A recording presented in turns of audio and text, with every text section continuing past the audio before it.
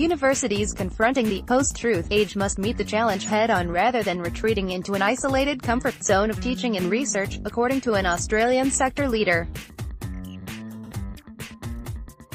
Don Freshwater, vice-chancellor of the University of Western Australia, said that evidence-based policy was vital during times of political stability, let alone today's highly febrile geopolitical climate.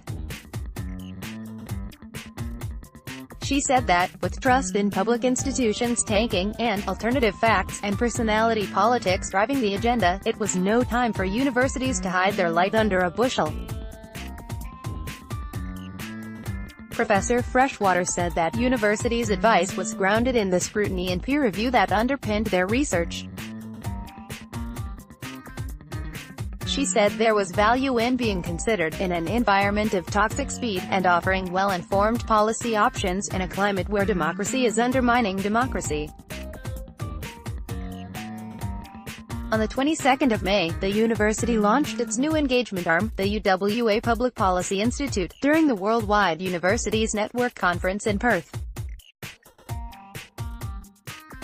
Professor Freshwater said that it would be a shopfront where industry, government and community organizations could seek advice, particularly on Indo-Pacific concerns.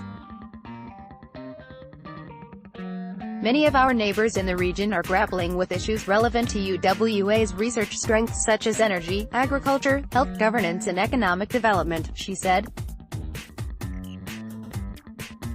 We aim to take our engagement with communities both at home and internationally to a new level as we strive to be more visible and have greater impact. UWA said that the institute would act as a conduit for expertise from its Perth Youth Asia Centre and collaborations with India, Indonesia and Africa. It will provide short courses and professional development programs as well as thought leadership and policy-focused reports on social and economic indicators. The chair of the Institute's advisory board, international law professor Stephen Smith, said that it would be able to operate in timeframes driven by the 24-hour media cycle rather than academic publication patterns. One of the ambitions we have is to ensure we have timely responses and access to our experts, he said. That requires people in the university thinking in a different way from the traditional approach to peer-reviewed research and the like. Professor Smith, a former Australian Foreign Affairs and Defence Minister, said that politicians were often assailed by problems that required expertise beyond the scope of departmental advisors.